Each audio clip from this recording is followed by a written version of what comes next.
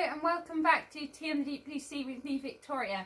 So in today's video I'm going to be setting up a sea monkey tank from start to finish. I have the Green Ocean Zoo here to set up.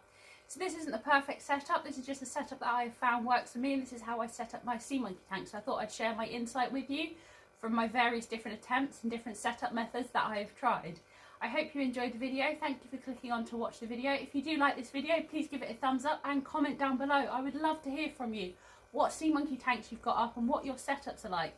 Thank you very much. I hope you enjoyed the video. Cheers. So here is everything that I think I'm going to need to set up my sea monkey tank. I have the Green Ocean Zoo, which is the original Sea Monkeys official sea monkey tank. I have an air pump. I have an air stone. I have an inline valve to change the pressure of the air. I have a check or non-return valve.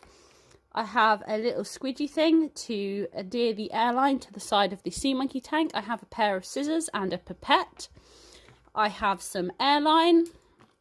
I have a heat mat under here, the thermostat for the heat mat, and I have some plant grow lights to encourage the algae to grow. So this is everything that I'm going to need to set it up. I'm going to take you through each item one by one and set it up. So first off is the heating mat. This is the AQ heating mat. It is the 16 watt variation. There is an 8 watt version which is half the size, and this is the 16 watt.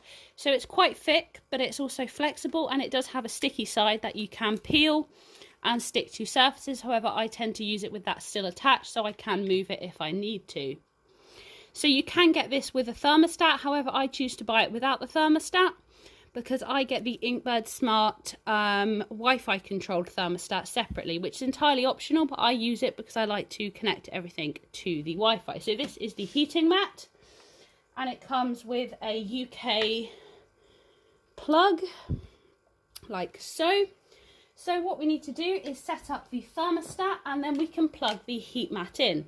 So this is the thermostat. It is the Inkbird Smart Home Aquarium thermostat. So you've got buttons for the Wi-Fi, a power button and set button, and here it will display what the temperature is currently reading at and what you have it set at.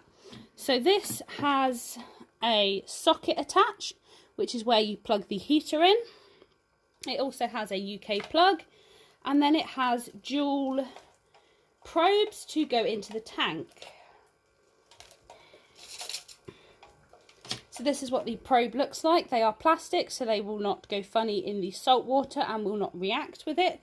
So there are two of them, as I mentioned, for better temperature accuracy. So if you have more than one tank on the mat, this is absolutely perfect because you can put them in two different tanks. So on this mat, I'm going to be setting up 3 Ocean Zoo tanks. However, on the 8 watt, I currently have the Magic Castle, the Mars tank, and a hatchery. So there is quite a lot of room on them. So this, you can fit quite a few tanks, but I'm only putting 3 on it because I want to be able to view them very clearly.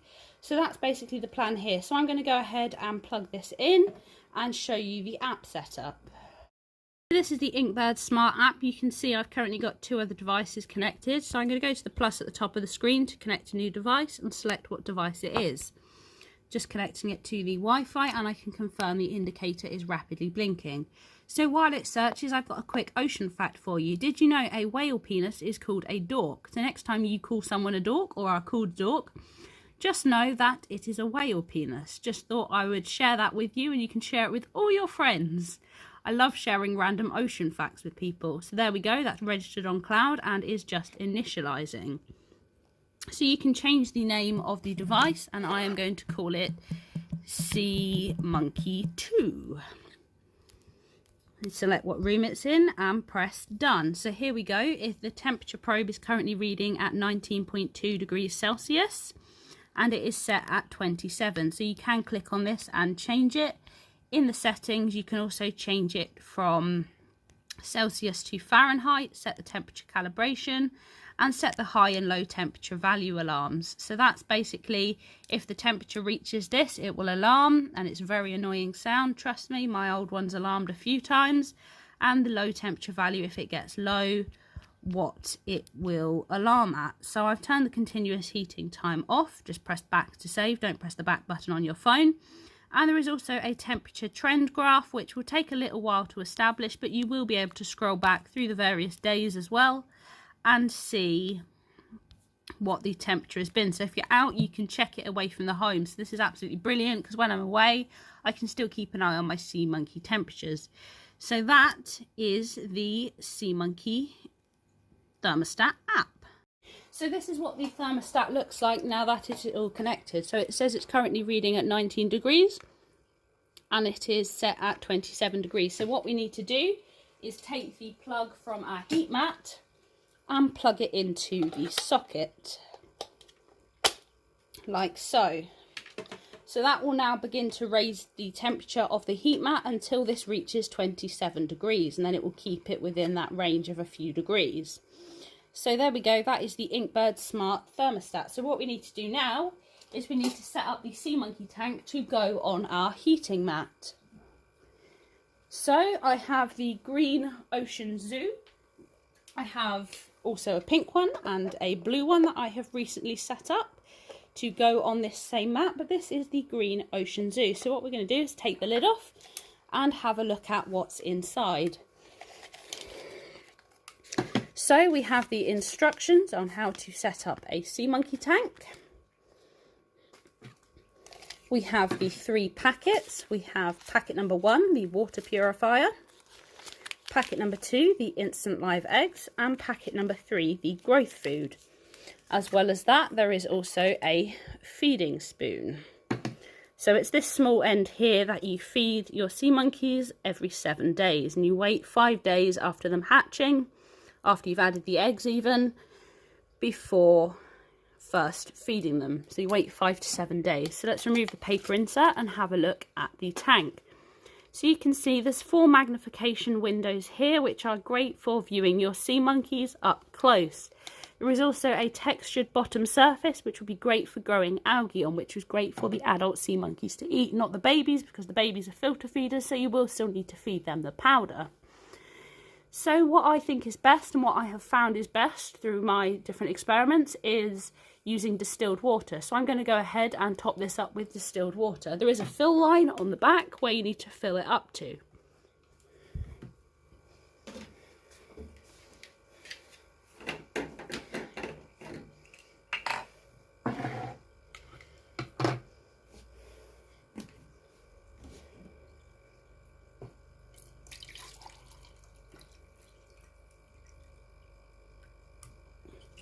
And make a mess all over the side, as is customary when doing anything with water and fish tanks, especially if you're me. So there we go, that is filled up to the fill line. So now we need to go ahead and add packet number 1, the water purifier, which also contains salts, to get it to a good salinity, which I think is usually about sea level salinity. Because they're brine shrimp, they like brine or salty water. So there we go, I'm just going to go ahead and add packet number 1.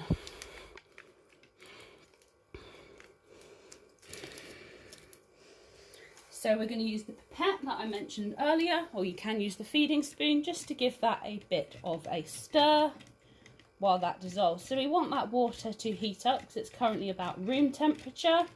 We want that to heat up to 27 degrees, which is the perfect temperature for sea monkeys. So I'm going to go ahead and put that on our heating mat. So now we need to wait 24 hours before we add the instant live eggs. In the meantime, let's set up the airline. So this is the air pump that I'm going to be using. Look how cute it is. It's a cute little bear. And it's a lovely light blue colour, which goes really nicely with the tank and the backdrop. So what we need to do first is take the airline, and you can see here, connect it. So this is a USB powered air pump. However, I do have a UK plug adapter on it so that I can plug it into the main. So that is just plugged in like so. So then what the first thing we need to do is make a cut to put in the check or non-return valve. So this basically makes sure that water will not travel back through the airline if the power gets cut off, or if the air pump is lower than the tank. So otherwise you have to keep it higher up than the tank. So this just makes it a lot more flexible as to what you can do. So it goes this way round with the sort of arrow pointing towards the tank. These can be a little bit fiddly to get on, so you just need to play with them a little bit, give them a little bit of time and just manipulate them. But they do go on. You can see they're not fully on, but they are on enough. So the next thing I'm going to do is cut another hole. So obviously the length of the holes you want depends on where the air pump is going to be in relation to your tank. So what I am putting in now is the control valve, which will release air when we loosen it to let air out, so the flow isn't as heavy. And I'm going to cut the end and put on our air stone. Let's take off that lid a moment. I'm just going to pop that on. And I'm going to stick the little sucker to the back of the tank so I can secure that, or attempt to secure it, like so. So that air stone is now in the tank, although I realise I have the tank back to front. We want the viewing windows on the front so we can see our little sea babies. So I'm going to go ahead and plug this in and see what the flow is like. So you can see the flow is quite high. There's a lot of surface aggravation, and it is going to be too strong for our sea monkeys. So what we need to do is just reduce the flow by adapting the valve. Obviously that stopped it completely. That is more gentle, but not gentle enough. So I'm going to need to do some fiddling around to see what works. So while I do this, I thought I would share a quick ocean fact with you all about jellyfish. So there is a species of jellyfish known as Turritopsis dohrnii that is biologically immortal. They are found worldwide in temperate to tropical waters. So I have played around with it, and what I have done is placed a 3-way adapter, because this airline is going to be connected to 2 other tanks. But it doesn't matter if you don't connect anything, it is still working fine for just the one. And you can see there is a really light flow of bubbles which will add the oxygen into the water, which is perfect for sea monkeys, and this saves you aerating them every day. Now the tank is set up with the aeration, what I need to do is put the temperature probes in. This way the heat map will heat up accurately rather than currently measuring the room temperature. I'm just going to, can I thread them through? No, they're too big. So I'm going to pop those into the tank and pop the lid back on, like so. So now we wait 24 hours to add the eggs. Live instant eggs.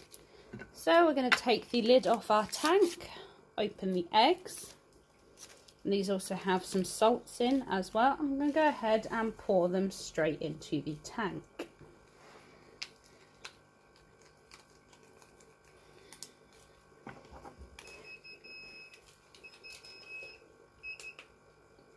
There we go, that's what the alarm sounds like. I don't know why that's alarming at the moment, but that is what it sounds like. And if you can hear in the background, my cat is destroying the house. Yay for pets! So what I'm going to do now is take the pipette again and give that a quick stir.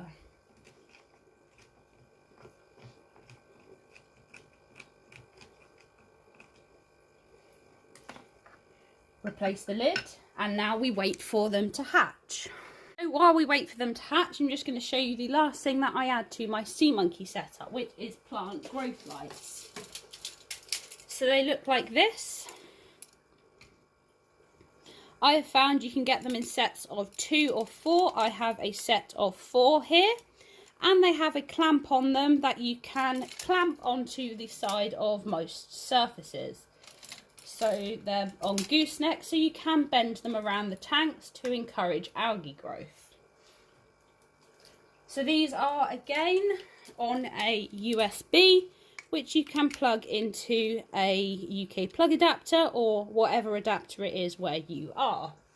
So I'm going to go ahead and plug that into the mains.